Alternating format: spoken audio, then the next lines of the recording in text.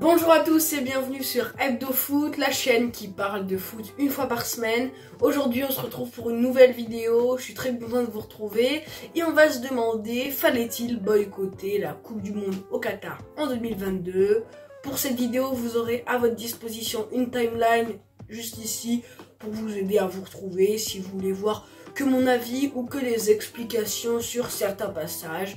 Sur ce, bon visionnage.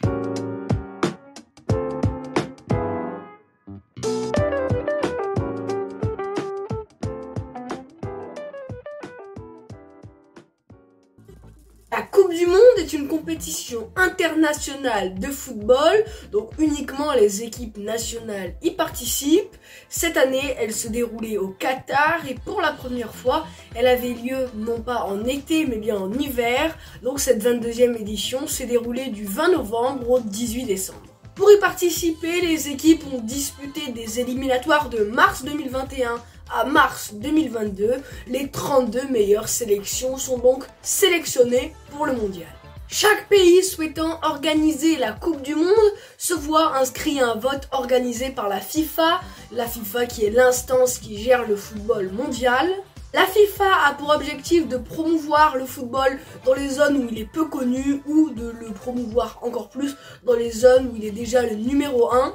Avant le vote, la FIFA mène des enquêtes pour mener un dossier par pays pour évaluer les risques d'une Coupe du Monde dans ce dernier. Il faut savoir que le pays organisateur connaît la décision 12 ans avant, ce qui lui permet de mettre à jour ses infrastructures ou même de les créer pour certains pays dont elles sont inexistantes, comme le Qatar. Donc maintenant, vous allez vous demander comment le vote a lieu. Alors c'est très simple, le comité exécutif de la FIFA, donc les hauts placés de la FIFA, est un groupe comportant entre 20 et 30 personnes dans le monde du football mondial. Chaque membre avait un vote à attribuer à l'un des pays candidats. Suite à ce vote, un pays ressort vainqueur.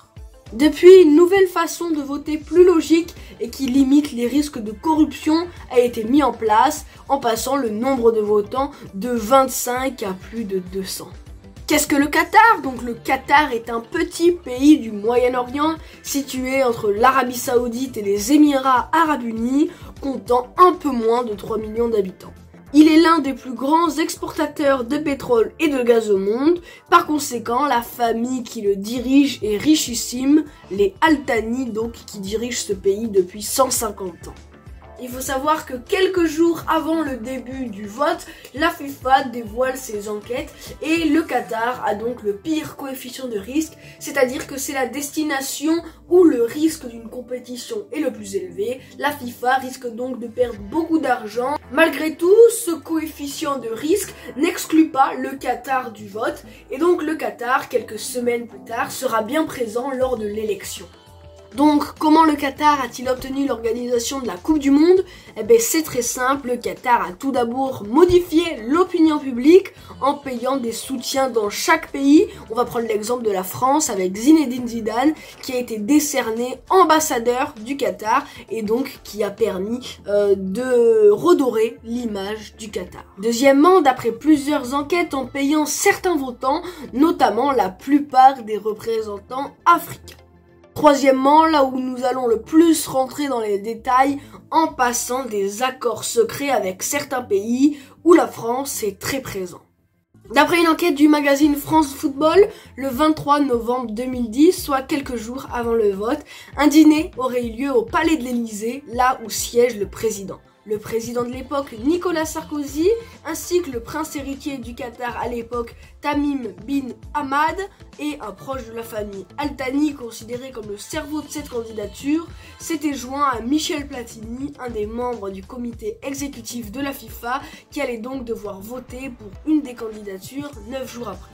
Le but de ce déjeuner aurait donc été de convaincre Michel Platini de voter pour le Qatar. Interrogé depuis, Platini aurait affirmé avoir déjà eu envie de voter pour le Qatar avant ce déjeuner, mais certains éléments viennent nuancer ses propos, notamment des déclarations de certains proches de Michel Platini, comme l'ancien président de la FIFA ou son ancien directeur de communication, qui affirme qu'avant ce déjeuner, Michel Platini n'aurait jamais eu l'intention de voter pour le Qatar et en était même le premier ennemi.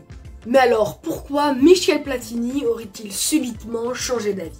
D'après certains médias, comme complément d'enquête, des accords politiques et économiques auraient eu lieu entre le Qatar et la France. On peut citer le rachat du PSG, très endetté à l'époque pour 70 millions d'euros, un chiffre qui il y a 12 ans est très élevé pour un simple club de première division française et qui est en plus endetté, je le répète. Un accord aurait donc peut-être eu lieu entre Nicolas Sarkozy et le Qatar pour pouvoir aider un très bon ami du président de l'époque, Sébastien Bazin, alors propriétaire du club. On peut aussi parler du lancement de la chaîne beIN Sport qui serait là aussi rentré dans le deal car Nicolas Sarkozy voulait une nouvelle chaîne de sport en France. Pour finir, une vente d'avions de chasse Rafale français à hauteur de 6 milliards d'euros qui se vendait très mal à l'époque à cause de la concurrence américaine a eu lieu entre le Qatar et la France quelques mois après ce déjeuner. Ces trois accords étant les principaux de ce repas pour simple contrepartie que Michel Platini vote pas pour les Américains mais bien pour le Qatar. Mais alors, qu'est-ce qu'un boycott? Un boycott, c'est la décision de ne plus jamais acheter ou de participer à un produit ou à un événement précis. Dans notre cas, le fait de ne pas regarder ou de ne pas participer à la Coupe du Monde. Depuis quelques années, le Qatar met en place une stratégie de soft power, donc rayonner et exercer une influence mondiale par ses moyens culturels ou sportifs et non par la force, donc par les forces militaires. Dans ce soft power, on peut noter donc le rachat du PSG ou de la chaîne beIN Sport, mais aussi donc l'enrichissement du pays grâce à la Coupe du Monde. Pourquoi boycotter la Coupe du Monde au Qatar? Premier point, donc on vient d'en parler, même si c'est que des accusations, ces accusations de corruption ne sont pas bons pour le Qatar et je pense que certains auraient voulu que le Qatar soit exclu du vote pour qu'on puisse mettre au point cette affaire. Deuxième point, l'environnement, le Qatar qui pollue énormément. On peut citer par exemple la construction de stades à ciel ouvert entièrement climatisés qui est un désastre écologique ou même au Qatar puisque c'est en plein désert, le processus de désalinisation de l'eau de mer et du coup puisque le processus de désalinisation de l'eau de mer n'est pas encore assez poussé, il pollue beaucoup. Le troisième point, c'est les droits humains ou l'homosexualité ou même plus simplement la cause LGBT n'est pas du tout respectée, elle est même interdite dans le pays ou même le droit des femmes est très minime. Pour la cause LGBT, des débats peuvent avoir lieu car on peut justifier cela par la culture et la religion du pays. Mais pour finir, ce que le plus de gens ont entendu parler, c'est tout simplement les 6500 travailleurs qui sont au minimum morts au Qatar. Donc je dis au minimum car pas tous les pays ont communiqué des chiffres à ce sujet et aussi car les morts des travailleurs quand ils ont quitté le pays, donc quand ils sont morts dans leur pays après leur départ du Qatar ne sont pas comptabilisés. Les suicides ou les accidents du travail sont la plus grosse cause de ces 6500 décès. Le Qatar, quant à eux, se disent irréprochables à ce sujet. On peut aussi dire que les conditions des ouvriers qui ont survécu au Qatar étaient vraiment horribles, avec des logements insalubres et même des séquelles suite à l'éloignement des proches ou même au départ forcé lors du début de la compétition quand on a fait rentrer chez eux les ouvriers de force pour pouvoir loger les supporters. Malgré tout, deux points très importants me sont venus à l'esprit pour un non-boycott de la compétition. Le premier, le timing, oui, car même si c'est plus facile à dire maintenant, cette décision a été prise il y a plus de 12 ans, et si quelque chose est sûr, c'est que c'était à ce moment-là qu'il fallait réagir. Oui, car plus le temps passe, plus les travaux avancent, et donc la possibilité de changer la destination de cette Coupe du Monde était de plus en plus difficile. Mais comme souvent, c'est 4 ans avant, au moment où une Coupe du Monde devient la prochaine à être disputée, qu'elle prend vraiment un coup de projecteur. J'ai l'impression que c'est à ce moment-là que le monde s'est rendu compte de l'absurdité d'une Coupe du Monde au Qatar, mais c'est pour moi une prise de conscience trop tardive. Le deuxième point, c'est que c'est tout simplement une Coupe du Monde de football. Pour plein de fans, c'est impossible de ne pas la regarder. Elle a lieu un mois tous les 4 ans et c'est vraiment incroyable comme compétition. Une compétition très difficile à ne pas regarder pour les fans de football, mais même pour les non-fans, car s'il y a bien une compétition qui rassemble toutes les familles, c'est celle-là. Devant la Coupe du Monde, tout le monde se met devant son canapé et tout le monde regarde. Avant de donner mon avis, je tiens à préciser qu'il n'y a pas de bonne ou de mauvaise réponse. Chacun peut se faire son opinion suite à ce que j'ai dit ou ce que je n'ai pas dit, ce que j'ai peut-être oublié, dites-le moi en commentaire.